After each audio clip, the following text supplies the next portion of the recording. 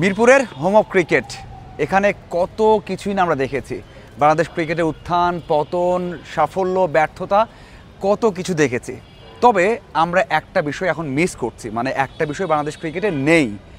সেটা কি বলতে পারেন? হ্যাঁ, আপনি বলবেন যে বাংলাদেশ তো ভালো করছে না, ধারাবাহিকতা নেই, অথবা অনেক কিছু বলবেন, কিন্তু আমার কাছে মনে হয় সবচেয়ে বড় বিষয় ক্যারেক্টার নেই, চরিত্র নেই। আগে কি ছিল?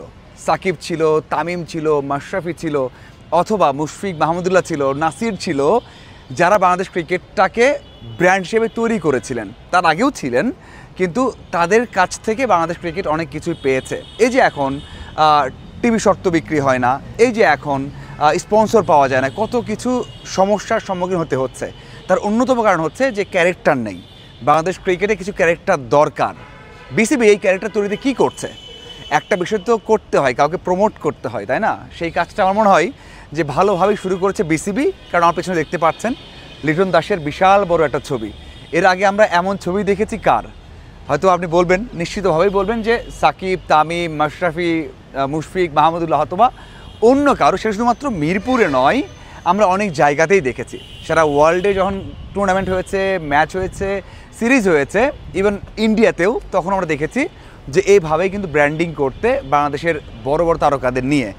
এখন সেটা দেখা যাচ্ছে। আমার মনে হয় বিসিবি সঠিক পথে আছে, বা ভালো একটা থিঙ্কিং নিয়েই এগোচ্ছে। কারণ কাউকে যদি তৈরি করা যায়, যে লিটন দাস, তাসকিন আহমেদ, অথবা হাসান মাহমুদ বা অন্য কাউকে তৈরি করা যায়, তাহলে হয়তোবা ওই যে শূন্যস্থান, ওই যে একটা গ্যাপ পড়ে গেছে, ওই যে স্পন্সর পাওয়া যাচ্ছে না, সমস্যা হচ্ছে, একদিনে তৈরি হবে না, সময় লাগবে। সেই সময়টা হয়তোবা 1 বছর, 2 বছর বা 3 বছর, কিন্তু কাজ তো করতে হবে। আমার মনে হয় যে বিসিবি সেই কাজটা শুরু করেছে। এই ছবিটা দেখে আমার সেটাই মনে হয়েছে, বিসিবি হয়তোবা সেই পথে এগোচ্ছে। এখন দায়িত্ব হচ্ছে তারকাদের, কারণ তারা তো, বা তাদেরকে প্রমোট করলো যে তারা বড় তারকা হয়ে যাবেন, ব্র্যান্ড হয়ে যাবেন, তেমনটা নয়। 10 বছর হলে খেলছেন লিটন, মিরাজ অথবা তাসকিন, তাদের সময় এখন ধারাবাহিকতা রাখা। যদি ধারাবাহিকতা রাখতে পারেন, সেটা ওয়ার্ল্ডে জানান দিতে পারেন যে তারা বাংলাদেশ ক্রিকেটকে এগিয়ে নিয়ে যাচ্ছে, তাদের জন্য দর্শক মাঠে আসে, তাদের জন্য মানুষ অনেক বেশি এনকারেজ হয়, এবং তাদের জন্য মানুষ ছুটে আসে, সব জায়গায় সব খেলা দেখে, তাহলেই কিন্তু এই যে বিষয়গুলো আছে সেগুলো কেটে যাবে। স্পন্সরশিপ থেকে শুরু করে, টিকিট বিক্রি থেকে শুরু করে, যেগুলো আছে মানে আর্থিক বিষয়গুলো কিন্তু মাঠ থেকেই আসে, তারকাদের কাছ থেকেই আসে, যেটা আগে হয়েছে। আপনি কখনোই শুনবেন না যে সাকিব যখন ছিল, তামিম যখন ছিল, তখন স্পন্সর আসেনি। তখন তো একটা টিভি শট তো 5, 6, 7 গুণে বিক্রি হয়েছে, এবং 5 থেকে 6টা টিভি চ্যানেল আসতো। এখন সেটা একটাও আসে না।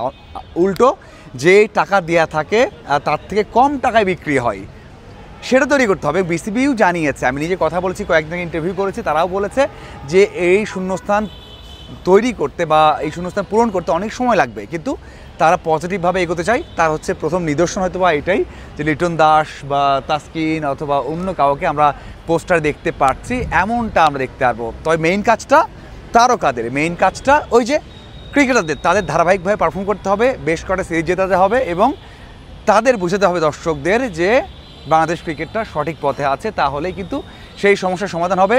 এই যে তারকারা আছে, তারা হচ্ছে ওয়ার্ল্ড ক্লাস তারকা হয়ে যাবে, ওয়ার্ল্ডের তারকা হয়ে যাবে, মহাতারকা হয়ে যাবে, এবং বাংলাদেশ ক্রিকেটটাও আবারও আগের জায়গায় ফিরে আসবে। আপনার কি মনে হয় যে তারা কি পারবে, এবং বাংলাদেশ ক্রিকেট কি ওই যে সাকিব, তামিম, যে পঞ্চপাণ্ডব, সেই অভাব পূরণ করে আবার ব্র্যান্ড ভ্যালু তৈরি করতে পারবে?